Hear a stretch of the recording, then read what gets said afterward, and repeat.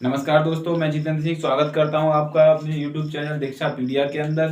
तो कैसे हैं आप सब लोग? आशा करता हूं अच्छे होंगे और आपकी पढ़ाई जो होगी बहुत अच्छे से चल रही होगी। तो दोस्तों, जैसा कि हमने आपको बताया था कि हम किसको पढ़ रहे थे, फूड एंड फूड फैक्टर्स को पढ़ रहे थे, यानी भोजन और उसके अवयवों के बारे में हम चर्चा कर रहे थे। तो मैंने आपको शुरुआत की जो क्लास थी, मेरी शुरुआत वाली क्लास में बताया था भोजन के कितने अवयव होते हैं। भाई 6 अवयव होते हैं और इन 6 अवयवों के नाम क्या क्या बताए थे। इसमें एक बताया था, सबसे पहला मैंने कार्बोहाइड्रेट। कार्बोहाइड्रेट के बाद दूसरा वाला जो था वो था फैट यानी लिपिड्स वगैरह। तीसरा था प्रोटीन। चौथे थे आपके साल्ट्स और एक था इसमें वाटर। और वाटर के बाद जो एक और अवयव था उसका नाम क्या था, विटामिन। यानी हमारा जो भोजन होता है, भोजन की जो थाली होती है, भोजन की उस थाली के अंदर क्या पाए जाते हैं, ये 6 ही अवयव होते हैं। और ये 6 अवयव होते कौन कौन से हैं?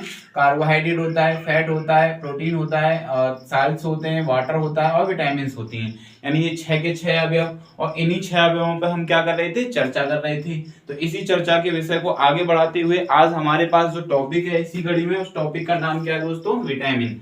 यानी आज हम चर्चा करने वाले हैं किस टॉपिक पे, विटामिन वाले टॉपिक पे हम चर्चा करने वाले हैं। तो पीछे की क्लास से मैं थोड़ा सा आपको लिंक कर देता हूं। कल मैंने आपको बताया था प्रोटीन तथा प्रोटीन के कार्य क्या होते हैं। तो मैंने आपको बताया था प्रोटीन एमिनो एसिड से मिलकर के बनी हुई होती है और एमिनो एसिड की जब कई सारी इकाइयां यानी पॉलीपेप्टाइड बॉन्ड के द्वारा वो जुड़ जाती हैं तो उससे क्या बनता है, एक पॉलीपेप्टाइड बनता है। वही पॉलीपेप्टाइड क्या कहा जाता है, प्रोटीन कहा जाता है। ठीक है। अब ये जो आपका प्रोटीन था, इसका काम क्या होता है, बिल्डिंग ब्लॉक, रिपेयर, ये सब करना। इसके अलावा बॉडी में ग्रोथ करवाना। सभी एंजाइम्स प्रोटीन होते हैं, एंटीबॉडी प्रोटीन होते हैं और कुछ खास प्रोटीन्स के बारे में मैंने आपको बताया था।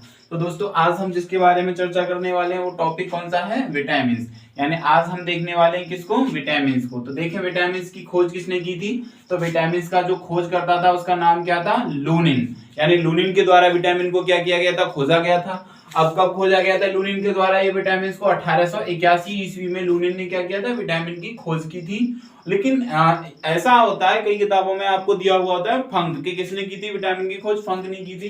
तो दोस्तों, खोज तो लूनिन ने ही की थी, लेकिन फंक ने 1912 में सबसे पहले विटामिन शब्द का क्या किया था, प्रयोग किया था। इस वजह से फंक का नाम भी यहाँ पे शामिल कर देते हैं हम।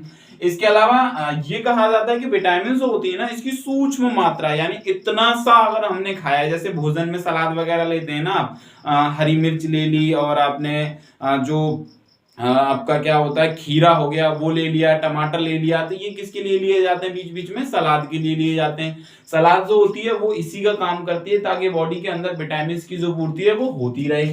तो ये जो होता है ना, इसकी सूक्ष्म मात्रा यानी बहुत कम मात्रा में ही अगर हम इसको अडॉप्ट करते हैं या ग्रहण करते हैं तो ये बॉडी की जो उपापचयी क्रियाएं होती हैं। तो कल मैंने बताया था बॉडी के अंदर बहुत सारी क्रियाएं होती रहती हैं, इन सब क्रियाओं को हम क्या कहते हैं, उपापचयी क्रियाएं। अब ये जो उपापचयी क्रिया होती है कितने प्रकार की होती हैं, 2 प्रकार की। और ये कौन कौन सी होती है 2 प्रकार की, एक तो होती है उपचयी क्रियाएं और एक होती है अपचयी क्रियाएं। ठीक है। तो इसका एक उदाहरण भी बताया था मैंने श्वसन के बारे में, और उसमें क्या बताया था आपको, ग्लूकोज टूटता है, ग्लूकोज पे ऑक्सीजन क्रिया करती है, ये क्या बना देता है, CO2 H2O प्लस एनर्जी। तो ये एक उपापचयी क्रिया का उदाहरण कह सकते हैं हम। ये श्वसन में होता है ऐसा, और कहाँ होता है, ये माइटोकॉन्ड्रिया के अंदर। तो फंक ने 1912 में विटामिन को नाम यूज किया था सबसे पहले। इसकी सूक्ष्म मात्रा उपापचयी क्रियाओं के लिए क्या होती है, बहुत आवश्यक होती है। और ये देखें यहाँ विटामिन जो होती है ना, घुलनशीलता के आधार पर ये 2 प्रकार की होती हैं। अब ये घुलनशीलता क्या होती है, यानी विटामिन होती है, एक तो जल में घुल जाती है। मान लो इधर मेरे हाथ में पानी है, इधर मेरे हाथ में वसा है, वसा कहने का मतलब आप घी मान लो। तो कुछ विटामिन ऐसी होंगी कि आपकी पानी में विलय हो जाएंगी यानी पानी में घुल जाती हैं, कुछ ऐसी होंगी जो किसमें घुल जाती हैं, वसा में घुल जाती हैं। तो घुलनशीलता के आधार पर विटामिन को 2 कैटेगरी में डिवाइड किया गया है। एक कौन सी विटामिन होती है आपकी, वसा में घुलनशील विटामिन, यानी घी जो मैंने अभी बताया था वो एक अच्छा उदाहरण है वसा का।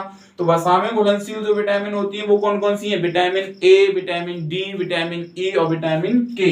ये सब की सब विटामिन किसके उदाहरण है, वसा में घुलनशील विटामिन के उदाहरण हैं। इसके अलावा जल में घुलनशील जो विटामिन होती है उनमें कौन कौन सी विटामिन है, विटामिन बी है, vitamin B complex, vitamin C. ये जो विटामिन होती हैं ये किसमें घुलनशील विटामिन कही जाती हैं, आपकी जल में घुलनशील विटामिन कही जाती हैं। तो इन्हीं आधारों के अकॉर्डिंग हम विटामिन को अलग अलग आइडेंटिफाई करते हैं और ऐसे ही करके हमें इनको पढ़ना है। तो देखिए इस जगह पे आपको बताई गई है वसा में घुलनशील विटामिन के बारे में चर्चा की गई है यहाँ पे। तो ये वाला जो सेक्शन है आपका, ये वसा में घुलनशील विटामिन, यानी कौन कौन सी विटामिन होती हैं जो कहाँ पे घुली हुई होंगी, आपकी वसा में घुली हुई होंगी। तो वसा में घुली हुई जो विटामिन होती है उनमें एक है आपकी विटामिन ए, यानी विटामिन ए का जो रासायनिक नाम होता है, विटामिन ए का रासायनिक नाम क्या होता है, रेटिनॉल। तो विटामिन ए को हम किसके रूप से जानते हैं, रेटिनॉल के नाम से भी जानते हैं। अब देखो यहाँ पे एक शब्द लिखा हुआ है एंटीजीरोफ्थैल्मिक विटामिन, यानी विटामिन ए जो होता है इसको क्या कहा जाता है, एंटीजीरोफ्थैल्मिक विटामिन भी कहा जाता है।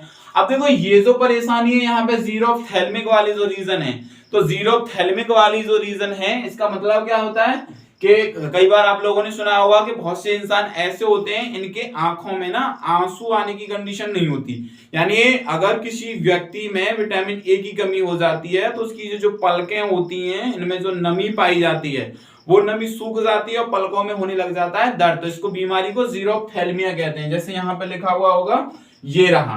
तो ये जो बीमारी होती है विटामिन ए की कमी से, इस बीमारी को क्या कहते हैं, जीरोफ्थैल्मिया कहते हैं। तो ये विटामिन जो होती है जीरोफ्थैल्मिया जो बीमारी है इसको होने से बचाती है, इसलिए इसको क्या कहा जाता है, एंटी जीरोफ्थैल्मिक विटामिन भी कहा जाता है। अब देखो इसके स्रोत हैं, ये तो बहुत ही जाने माने से स्रोत होते हैं, हरी सब्जी, गाजर, अंडा, फल, मछली का तेल, दूध, मक्खन आदि, ये सब के सब जो स्रोत होते हैं किस विटामिन को होते हैं, विटामिन ए के होते हैं। अब देखिए यहाँ पे एक अलग शब्द लिखा हुआ है, ये कलर्ड फ्रूट्स, यानी ऐसे फल जिनमें आपके कलर पाए जाते हैं, यानी रंग वाले फल जो होते हैं, जैसे आम हो गया।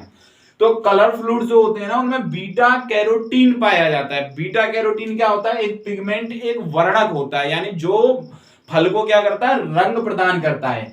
तो जैसे आम हो गया, आम विटामिन ए का अच्छा स्रोत होता है। तो बीटा कैरोटीन वाले जितने भी फल होंगे उन सब फलों में कौन सी विटामिन पाई जाएगी, आपकी विटामिन ए पाई जाएगी। ठीक है। अब देखो एक बीमारी होती है जिसको हम क्या कह देते हैं, रतौंधी। ये कैसे होती है, देखो मानव नेत्र में जो सेल्स होती हैं जिनसे मानव का नेत्र बना हुआ होता है वो दो प्रकार की सेल्स होती हैं। एक तो होती है आपकी रॉड सेल्स जिनको दंडाकार कोशिकाएं कहते हैं, एक होती है कॉन सेल्स जिनको शंक्वाकार कोशिकाएं कहते हैं। तो मानव का जो नेत्र होता है उसमें कितने प्रकार की कोशिकाएं होती हैं, दो। तो एक तो होती है रॉड सेल्स और एक होती है कॉन सेल्स। कॉन यानी शंकु के आकार की और रॉड मतलब एक छड़ के आकार की। तो इस दो प्रकार की सेल पाई जाती हैं और ये जो कोशिकाएं होती हैं दोनों प्रकार की, तो रॉड सेल्स जिस प्रोटीन से बनती है वो रोडोप्सिन होता है और जो कॉन सेल्स बनती है वो एडोप्सिन होता है। और ये दोनों के दोनों ही क्या होते हैं, प्रोटीन होते हैं। तो इन प्रोटीनों को सही से काम करने में, यानी इनके संश्लेषण में कौन सी विटामिन सहायक होती है, विटामिन ए। इसका सीधा सा मतलब क्या हो गया कि आंख के अंदर रॉड सेल्स और कॉन सेल्स पाई जा रही हैं। अब आंख के अंदर रॉड सेल्स और कॉन सेल्स पाई जा रही हैं तो हमें किस विटामिन की आवश्यकता होगी, विटामिन ए की। अगर विटामिन ए नहीं मिल पाया हमें तो ये जो प्रोटीन है इनका संश्लेषण नहीं हो पाएगा, और अगर प्रोटीन का संश्लेषण नहीं हो पाएगा तो परेशानी क्या हो सकती है, इसके एवज में हमें रतौंधी नाम की एक बीमारी देखने को मिलती है। जैसे ही जैसे सूर्य ढलता चला जाएगा आंखों के सामने अंधेरा सा आ जाता है तो इसको नाइट ब्लाइंडनेस या रतौंधी के नाम से हम जानते हैं। ठीक है। और ये होता क्यों है, विटामिन ए की कमी के कारण। समझ आया। यानी इसको मैं फिर से बता रहा हूं, आंख में दो प्रकार की कोशिकाएं होती हैं। एक कोशिकाएं होती हैं रॉड सेल्स जिनको दंड कोशिकाएं कहते हैं, और एक होती है कॉन सेल्स जिनको शंकु कोशिकाएं कहते हैं। अब ये जो रॉड सेल्स होती हैं जिस प्रोटीन से बनती है उसका नाम क्या है, रोडोप्सिन, और कॉन सेल्स जिस प्रोटीन से बनती है उसका नाम क्या है, एडोप्सिन। अब ये दोनों की दोनों ही क्या होती हैं, प्रोटीन। तो अब इन प्रोटीनों का संश्लेषण करना है, यानी प्रोटीनों का निर्माण करना है किसकी सहायता से, इस बीटा कैरोटीन पिगमेंट या बीटा कैरोटीन की सहायता से। तो वो कौन सी विटामिन करेगी, विटामिन ए। अगर आपकी बॉडी में विटामिन ए की कमी है इसका मतलब ये सेल्स अच्छे से फंक्शन आउट नहीं करेंगी, और अगर ये फंक्शन नहीं करेंगी तो इसकी कमी से एक बीमारी हो जाती है, इसको कहते हैं हम नाइट ब्लाइंडनेस यानी रतौंधी।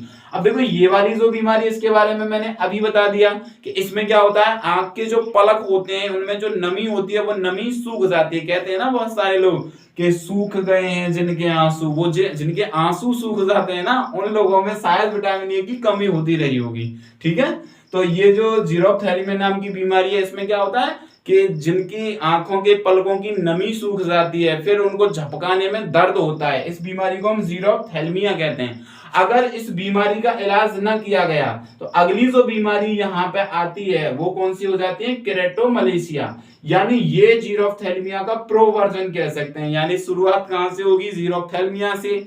आंखों की परेशानी कहां से क्रिएट हो रही है? जीरोफ्थैल्मिया से। और अगर इलाज नहीं कराया तो ये प्रो वर्जन धारण कर लेती है। इसी प्रो वर्जन का नाम क्या है? केरेटोमलेशिया। ठीक है, तो ये भी किस विटामिन की कमी से होता है?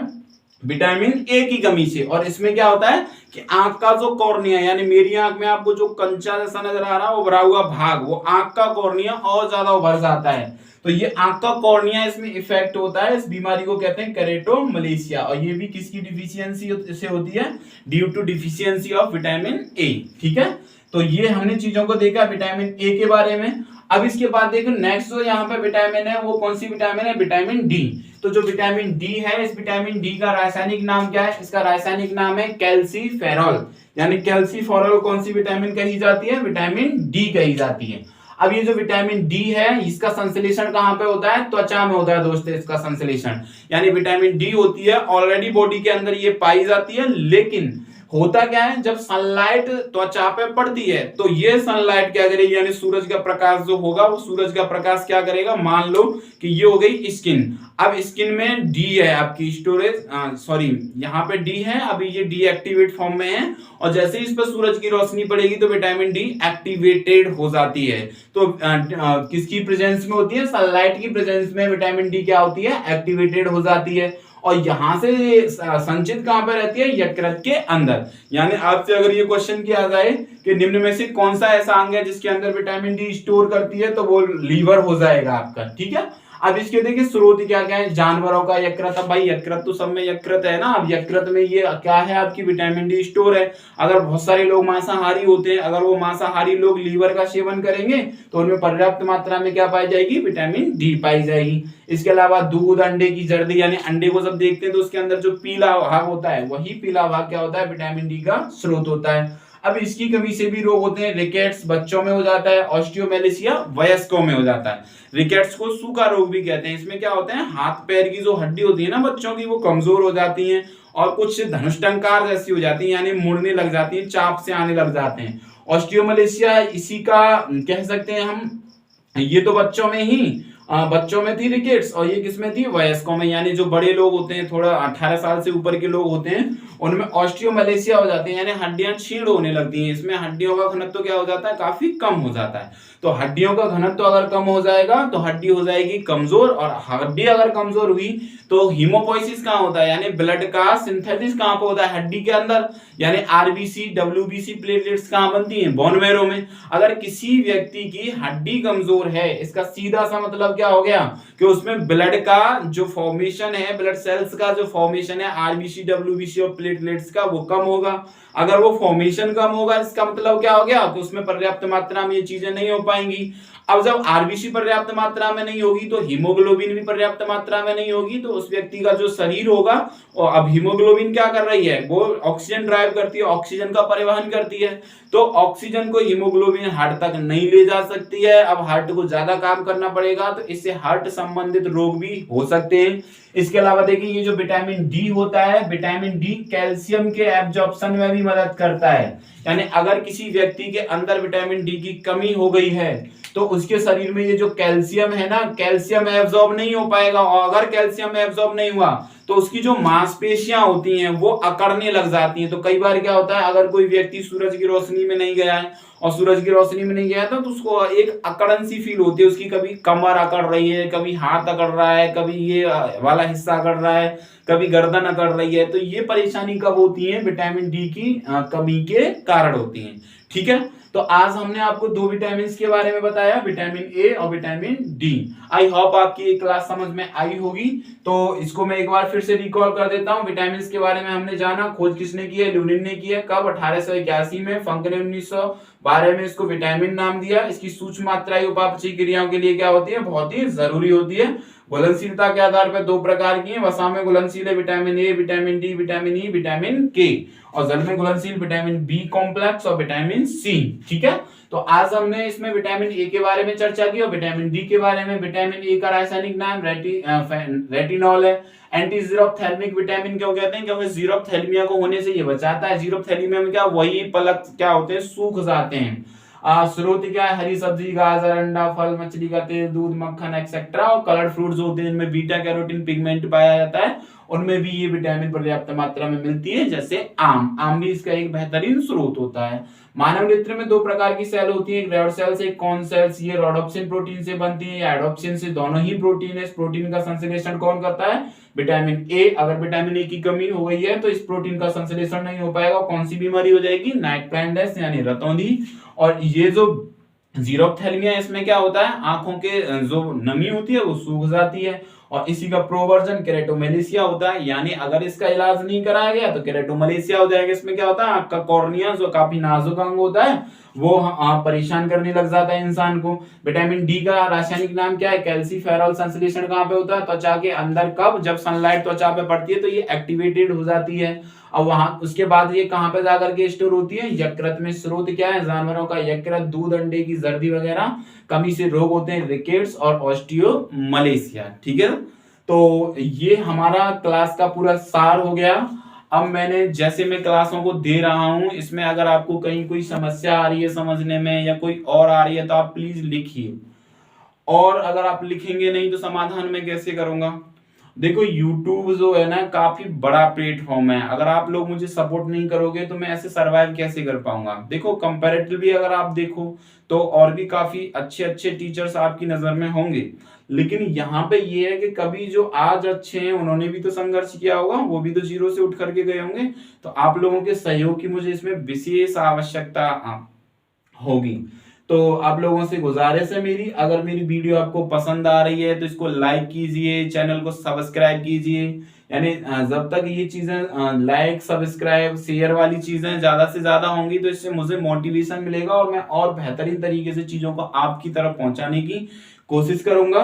तो बस आज के लिए इतना ही रहने देती है। आप लोगों के लिए गुड नाइट, स्वीट ड्रीम। बढ़ते रहिए, मुस्कुराते रहिए, हंसते रहिए और पॉजिटिव थिंकिंग के साथ आगे बढ़ते रहिए। तो अब हम मिलेंगे आपसे अगली क्लास में, ठीक है।